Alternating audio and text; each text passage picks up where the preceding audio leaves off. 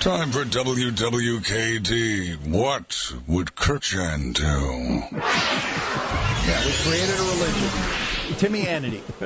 He is the lord of this religion. You have a concierge service in your building? I do, yes. Wow. So, Tim, girlfriend on an elevator. Some construction workers in the building are on the elevator with her. I am not. She comes into the house and into the apartment and says, boy, these guys were lecherous. They were making slurping sounds. They were doing unpleasant things. And so you handle that how, Tim? Well, she would have to tell me exactly which ones they were, and then I would have to go say something to them if they're talking about if it's my wife there. Mm-hmm. I'm sure I wouldn't get very far, probably half their size, but I would say something to them like, next time you're on the elevator with my wife, just leave her alone, all right?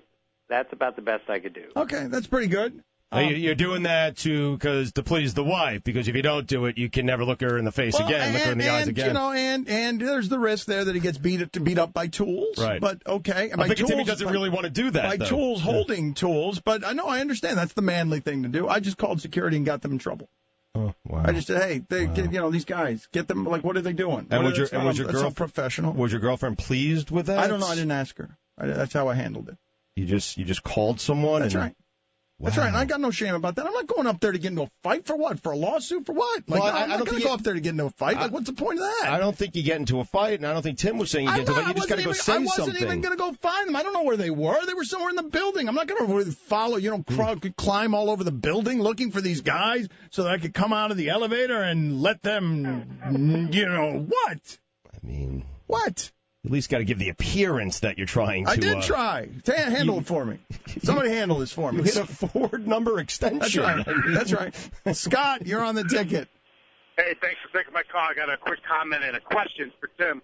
I was just now driving up I-95 downtown Miami, and I noticed the Marlins have a new billboard, and it's surprising for two things.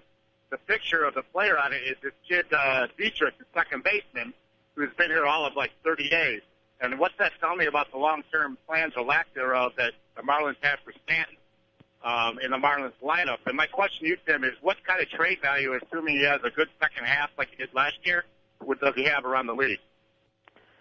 Okay, I missed the second part. What kind of trade value does who have? Stanton. Oh, Stanton. He's got to get healthy. He's got to show everybody that he's a really, really good hitter again, and then he will have tremendous trade value, but only when he presents himself as a healthy player. And then, of course, the Marlins are going to ask for the entire planet for him, as they should, given his age, given his athletic level, and given his track record to this point. And his cost, given his cost. Yes, and yes, exactly. He's a very affordable player. That's why everyone in the world would want Mike Stanton. Now, Giancarlo Stanton. And then, of course, it all depends what other teams are going to be willing to give up. But this is one of those rare guys, affordable, young, and everything together. From what I can tell, they would have to get a fortune in order to deal him. But I think at some point they have to look into that. The Dodgers D-backs brawl the other night, Tim. Where does that rank amongst the worst baseball brawls you've seen? Oh, I've seen a lot worse than that, fellas, and that was bad, and I hate watching that stuff. I really do. But I've seen much, much worse than that. I've seen guys come out bleeding badly. I saw one, this is totally irrelevant, but it really set the standard for me. When I was just a kid, I went to a Sandlot game right around the corner from my house, and it was the single fiercest, worst fight I have ever seen, and I've told you guys this before, whether you like it or not. Baseball players are the most vindictive, vengeful people in the world, and when a fight starts, they're the first ones in. So this thought, we're just going to dance around and no one's going to do anything, once it gets ugly, I've never seen anybody go at it like I've seen baseball players go at it, and I hate it, but this is the way it works. Emailer writes in, Tim Kurkjian, you are late to pick up your kids. You need to stop at the supermarket to get one item, milk, bread, whatever, before continuing on to get them because it would be way out of your way to stop on the way home. You get into the express line, 10 items or less, and the person in front of you has 20 to 25 items. And when the checkout girl finishes, that person then pulls out a bunch of coupons and begins rummaging through them. Do you say anything? I didn't, but I wish I did.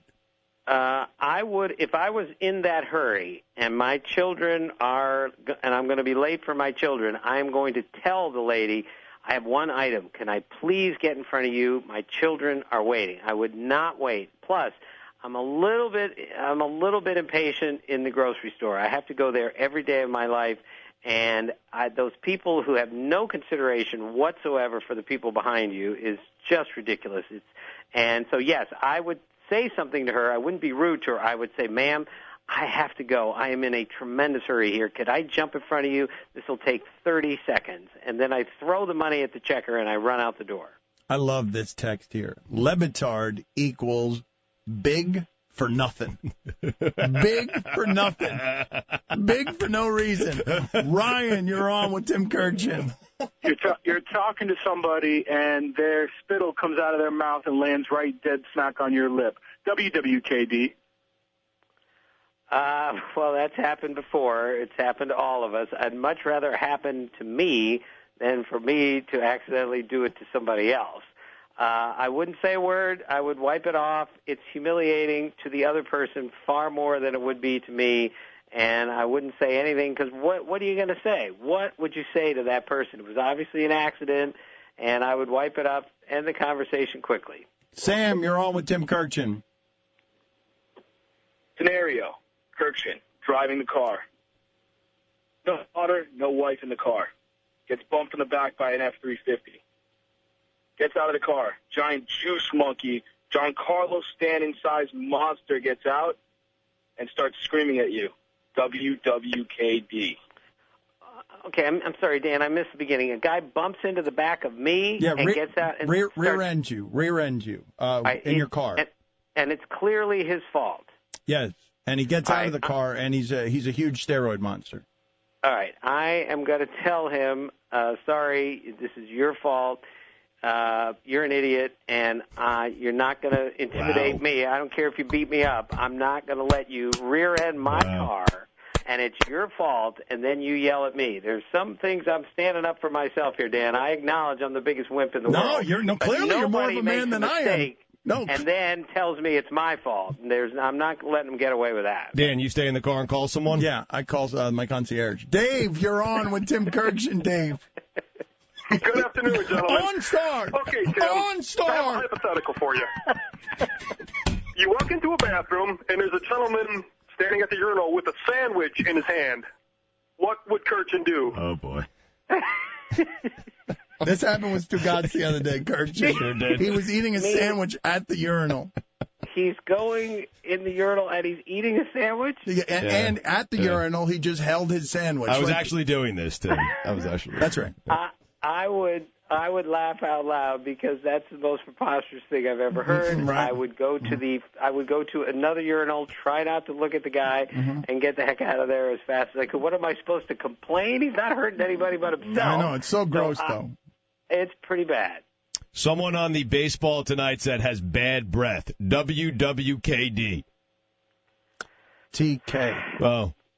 Well, it depends how close they're sitting to me. If it's across the desk, I can deal with it. If it's right next door, I'm not going to tell somebody you got bad breath. I'm not going to do that. I don't care who it is. I'm not going to do that. Ravi. It's embarrassing, but eventually somebody is going to tell him. It's just not going to be me.